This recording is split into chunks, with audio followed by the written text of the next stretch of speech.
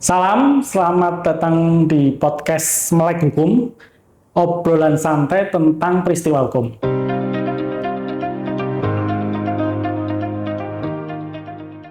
Saya Muhammad Yusuf dan Bapak Budi Kuswanto yang akan membicarakan tentang persoalan-persoalan hukum dan peristiwa-peristiwa hukum. Kasus-kasus menarik dari tahun 2005 ini ya Pak, dari bulan Januari sampai Desember ini. Ya. Seperti di awal bulan Januari, ini ada kasus yang sangat menarik. Jadi kaitannya sama kasusnya Zarof.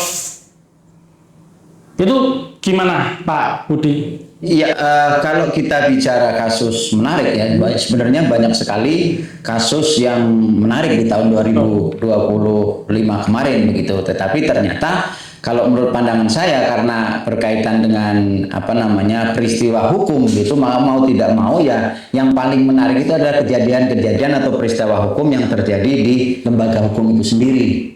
Dalam hal ini tentunya adalah Mahkamah Agung dan pengadilan-pengadilan di bawahnya. Nah, menarik kalau kita cermati kemudian ternyata peristiwa yang disampaikan oleh Mas Yusuf tadi kaitannya dengan Zarof Rikaat tadi, ternyata kalau di peristiwa tahun 2025 ini ada runtutannya dengan peristiwa setahun sebelumnya. Jadi ketika itu kan kita ketahui bersama ya bahwa Zarof Rikaat itu pada saat itu di akhir tahun 2024 itu ditangkap oleh KPK, oleh Kejaksaan Agung karena terlibat dalam perkara putusan bebas Rona Thanur yang di Surabaya begitu kan. Pada saat itu seingat saya kaitannya dengan adanya dugaan membantu melakukan penyuapan terhadap Hakim Agung terhadap perkara kasasi Rona Thanur tersebut. Nah, kemudian di akhir tahun itu juga dilakukan penggeledahan, ya, dilakukan penggeledahan di rumah di kediamannya Zarof Rikaat, dan di situ kemudian ternyata yang sangat fantastis sebagai seorang pegawai ya, pensiunan pegawai Mahkamah Agung. Nah, ini kenapa kita fokusnya di Mahkamah Agung karena lembaga peradilan yang paling tertinggi itu adalah ternyata di situ mulai ditemukan pada saat penggeledahan itu sejumlah harta yang sangat fantastis, hampir 1 triliun. Jadi 9 dalam bentuk uang tunai ini adalah sekitar 900 miliar plus emas batangan sekitar sampai 50 kiloan. Jadi jumlah yang fantastis itulah. Nah, kemudian ternyata setelah di dalam perkembangannya kemudian sesungguhnya kan ini menjadi satu bahan dengan ditemukannya data itu sementara Zarof dalam kondisi dalam tahanan sudah diperiksa dalam beberapa perkara terutama perkara yang Rona Thanur begitu. Nah, bukan tidak mungkin gitu, tapi kemudian memang sempat pada saat itu di awal-awal tahun ketika muncul kasus yang terjadi di tahun 2025 tersebut kaitannya dengan putusan vonis lepas ya kasus CPO yang melibatkan PT Wilmar, ada 3 perusahaan raksasa begitu kaitan dengan minyak sawit mentah itu yang dilepaskan oleh Pengadilan Tipikor Jakarta Pusat ya. Kemudian bukan tidak mungkin dan bahkan sempat memang sudah disampaikan oleh penyidik kejaksaan pada saat itu dalam sebuah konferensi pers bahwa perkara pengungkapan penangkapan ya pada saat itu kan melibatkan ternyata terkait dengan vonis lepas itu ternyata melibatkan ketua Pengadilan Negeri Jakarta Selatan pada saat itu yang pada saat kejadian itu adalah wakil ketua Pengadilan Jakarta Pusat.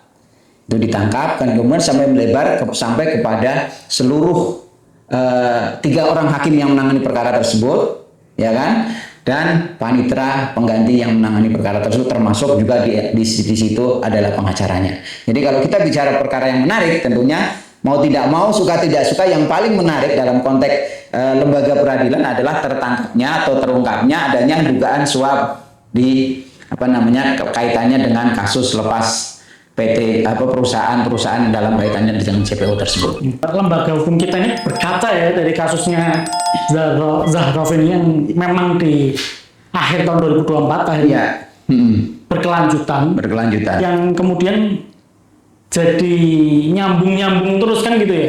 Di bulan Maret akhirnya terungkaplah kasus-kasus yang lain itu seperti itu. Kasus PT Wilmar Group ini dan teman-temannya tadi. Iya. Kalau kasus PT Wilmar Group itu sendiri sebenarnya adalah berkaitan dengan perkara CPO juga, sudah lampau juga. Tapi masih di tahun 2024. Jadi pada saat itu berkaitan dengan kebijakan jual beli oleh kementerian ya, penjualan CPO. Jadi CPO itu adalah minyak sawit mentah oleh kebijakan-kebijakan pemerintah itu, dan sudah ada tersangkanya dan sudah dinyatakan putusan itu berkekuatan hukum tetap.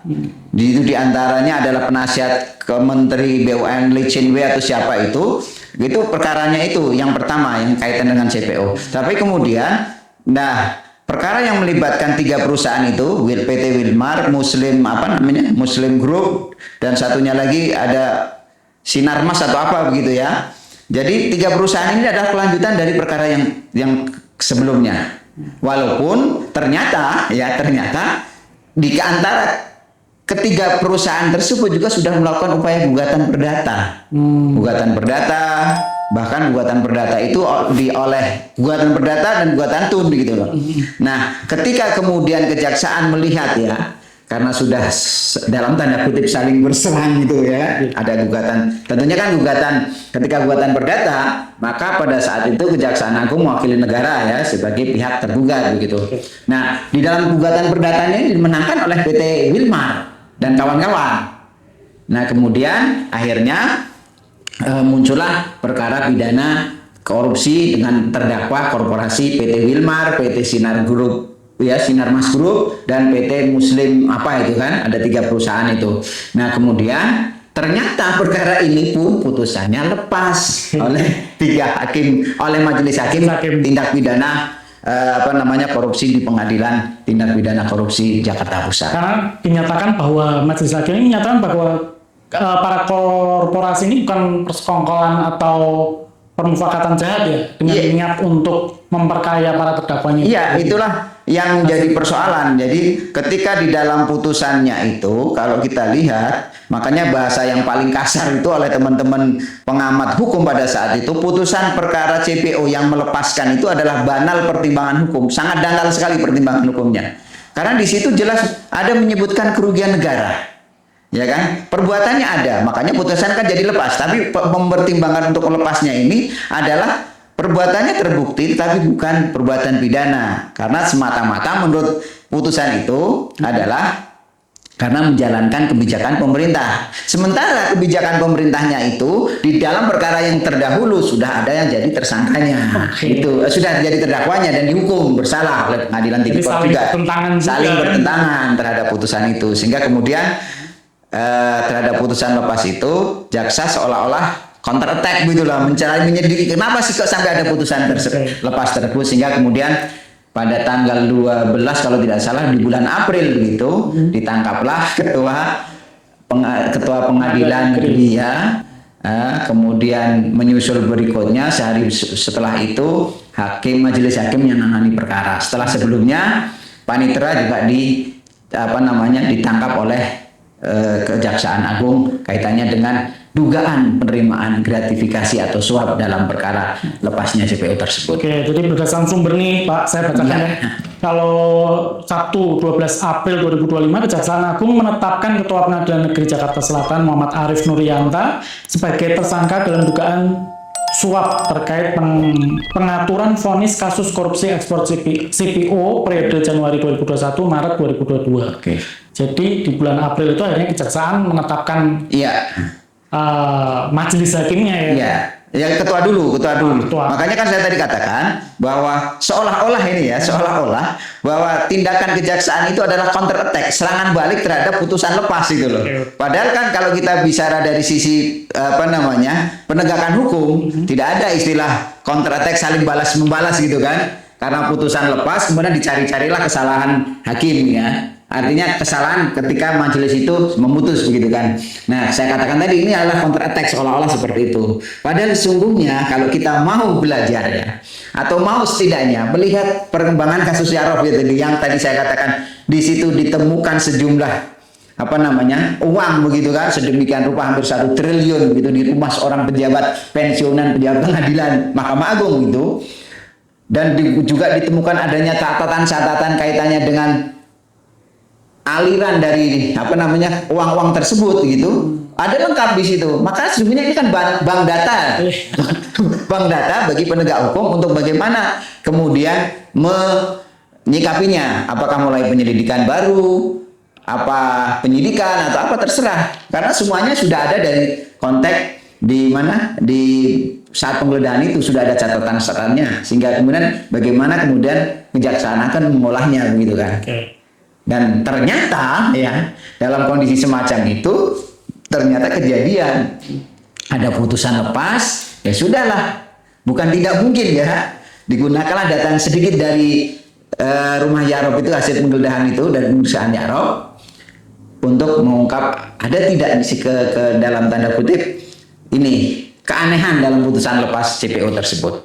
Gitu. Jadi mulai dari Zarof itu pun sudah ada sebenarnya data-datanya dan kemudian memang terlaksana. Iya, kalau mau jujur, karena kan ini kalau pengadilan Jakarta ya, itu kan ring 1 ya, artinya ring 1 Mahkamah Agung, artinya dekat-dekat, artinya bukan tidak mungkin, bukan yang mustahil ya, walaupun dalam kondisi yang tingkat PN ya dengan Mahkamah Agung berbeda jauh, tetapi kan orang-orangnya ini. Bahkan kalau kita lihat dari profilnya Zarof ini, dia termasuk walaupun dia tidak sampai pada jabatan yang misalnya tertinggi sekretaris ya Mahkamah Agung begitu, walaupun dia terakhir beliau itu menjabat sebagai kepala Balitbang ya, kepala Badan Penelitian dan Pengembangan Hukum ya Mahkamah Agung, itu ternyata beliau dekat dengan para petinggi di Mahkamah Agung.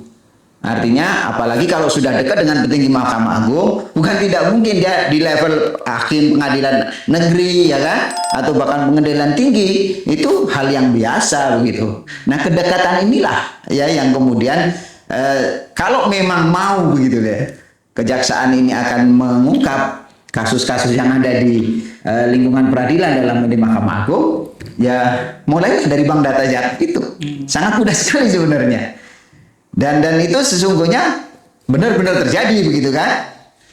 Itu kan kalau aliran dananya itu kan ini belum terjadi kan gitu kan, tapi kan akhirnya terbukti kan seperti itu.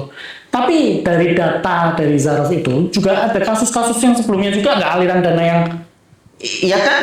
Gini, penyidik kan melihatnya dari modus operandi.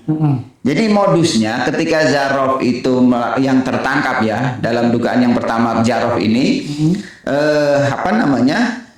modusnya kan ada perkara di tingkat bawah yang ada proses upaya hukum dibanding, kemudian entah dari mana, ya kan, putusannya itu clear, artinya putusan sesuai dengan keinginan yang meminta, yang melakukan upaya hukum, baru kemudian di situ kemudian ada aliran uang di situ. Nah, modus yang sama juga terjadi pada kasus CPO ini. Setelah dilakukan oleh penyelidikan dengan informasi yang secuil dari Zarof modus semacam itu, maka muncullah kemudian kalau di dalam rilisnya Kejaksaan Agung itu berawal dari panitera yang punya kedekatan hubungan dengan advokatnya si Marcella Santoso dan Arianto Bakri tersebut meminta bantuan agar dihubungkan dengan ketua pengadilan.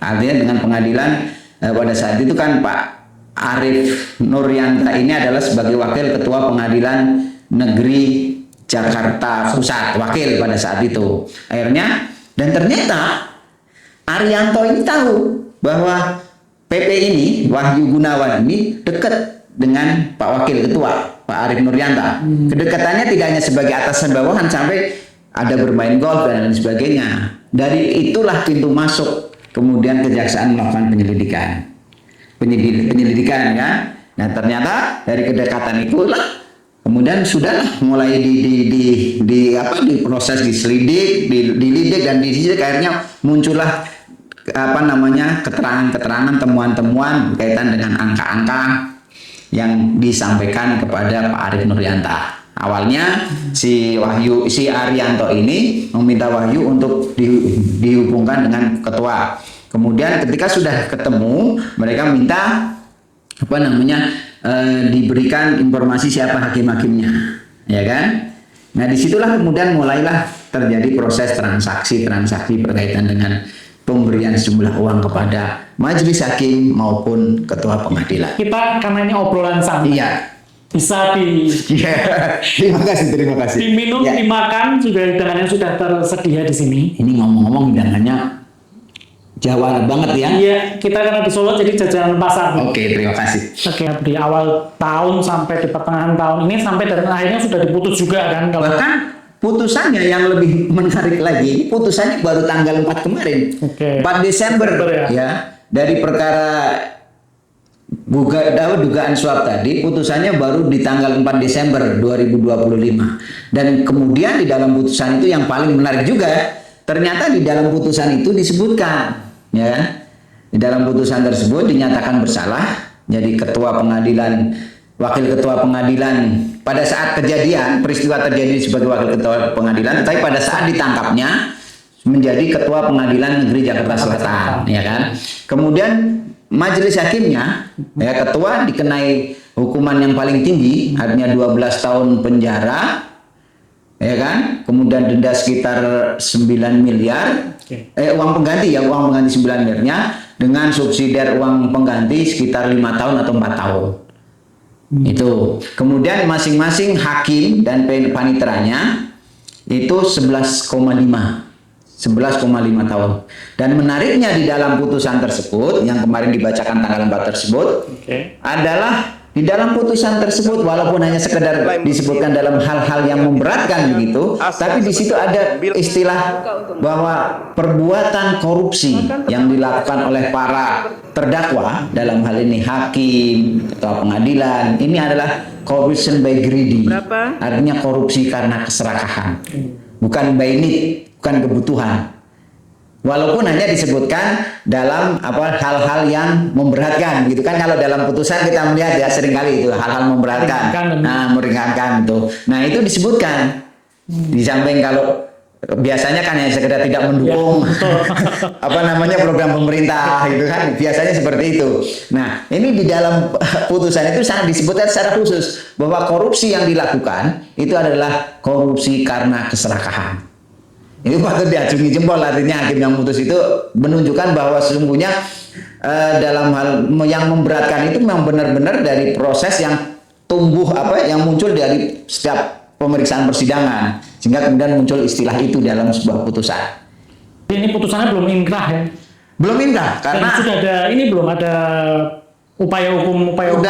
Udah ada upaya hukum. Jadi yang mengajukan upaya hukum itu ternyata dari 4 orang ini adalah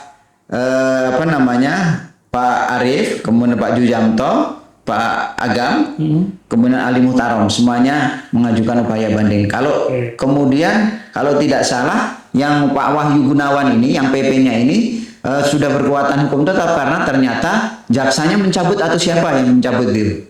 Jadi yang mengajukan banding itu jaksa. Artinya salah satu di antara kelima ini dari aparat penegak hukum di pengadilan ini sudah inkrah. Nah yang 4 ini masih dalam upaya banding baru minggu kemarin. Jadi artinya sudah ada upaya hukum, tinggal nanti kita lihat ya seperti apa hasil keputusannya. Apakah ini nanti akan berulang lagi kan? Iya, mau alam karena ternyata kan begini. Jadi kalau kita melihat proses-prosesnya itu, jangan sampai kemudian terjadi counter attack lagi kan. Kalau ternyata kemudian putusannya hanya kan banding ini kan, kalau kemudian hanya sekedar menguatkan, kan berarti Kejaksaan Agung selaku penuntut umum seolah-olah dihantam lagi gitu kan. Walaupun ini sudah 1-0 kalau kita umpamakan pertandingan gitu kan. Tapi kalau kemudian ternyata putusannya hanya menguatkan, itu kan Jaksa Agung merasa diremehkan begitu kan. Karena yang mengajukan banding adalah para pihak ini ya, artinya para terdakwa ini yang mengajukan banding. Nah kalau kemudian ternyata ada hal yang luar biasa lagi, alam kita nggak ngerti. Tapi yang jelas kita hargai ya proses hukum yang dilakukan karena memang itu upaya hukum. Cuman persoalannya sesungguhnya kalau kejaksaan kembali kepada itu ya, jangan ada pola-pola counter attack lagi lah ke depannya. Jadi kalau memang sebuah peristiwa hukum itu tidak sesuai dengan harapan, ya harus berdasar fakta hukum yang di persidangan saja begitu kan. Tapi kalau kemudian memang ada fakta hukum baru, ya kan? Fakta hukum baru, ya bukan tidak mungkin. Itu ada proses hukum yang lain. Terakhir ya, yang kasusnya, yang CPO-nya sendiri, ya, yang lepas tadi, oleh Mahkamah Agung dibatalkan itu. Artinya kemudian PT ketiga korporasi tadi dinyatakan bersalah, dihukum. Jadi langsung mengajukan kasasi jaksa pada saat itu, dan Mahkamah Agung menghukum. Persoalannya, apakah menghukumnya membatalkan Mahkamah Agung karena adanya peristiwa pidana itu? Harapan saya tidak. Tapi karena memang berdasar fakta di persidangan perkara palm oil itu sendiri gitu. Memang pertimbangannya yang saya katakan tadi dangkal pertimbangan hukumnya gitu. Bukan karena ada pidana gitu. Dan putusannya menghukum berapa? Menghukum korporat untuk membayar ganti kerugian kepada uang pengganti kepada negara sekitar 40 triliunan sesuai dengan dakwaan. Ya, kerugian negara. Jadi sekitar itulah yang harus ditanggung oleh 3 korporasi tersebut. Ingat ini durasi sudah cukup panjang Pak Budi.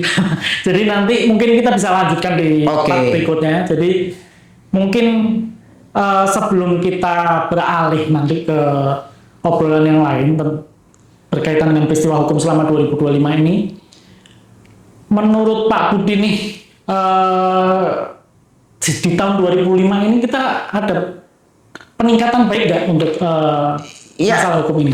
Kalau dalam konteks penegakan hukum ya, dengan terbongkarnya kasus di lingkungan tertinggi ya, Mahkamah Agung atau lingkungan peradilan itu sebuah kejadian yang luar biasa. Artinya dalam rangka bahwa kalau kita ada adagium kan, ada istilah itu, pembusukan itu berawal dari kepalanya. Pembusukan ikan itu berawal dari kepalanya. Makanya ketika akan membersihkan ikan yang busuk, maka harus diawali dari kepalanya. Nah, dalam konteks ini ketika kemudian terjadi di lembaga peradilan sebagai ujung tombak kepala dari proses penegakan hukum, ketika terjadi peristiwa-peristiwa pidana, mau tidak mau, suka-suka tidak suka, harus ada proses hukum pidana tanpa pandang bulu, ya kan? Itu. Jadi seperti itu saja sebenarnya, sederhana sebenarnya, karena equality before the law. Apapun itu yang terjadi. Siap. Baik, terima kasih Pak Budi. Terima kasih juga untuk yang setia menonton podcast Melek Hukum kita ini. Kita akan bicara lagi nanti di part berikutnya tentang obral hak prerogatif presiden. Terima kasih. Jadi gitu, nanti kita akan sambung di part berikutnya. Terima kasih. Salam.